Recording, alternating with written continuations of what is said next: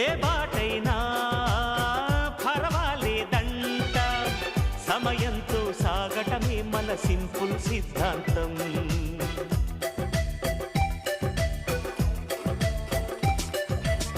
చిరుగాలికి పరిమళమిచ్చే సిరిమల్లెల వనమై ఉందాం, గగనాన్ని నేలను కలిపే హరివిల్లుల వంతెన అవుదాం. ఆనందం అంటే అర్థం మనమందా, ప్రతి పూట పాతై సాగే హుషారు సరిగమలో. ఎన్నో ఎన్నో రాగాలుండే సంగీతం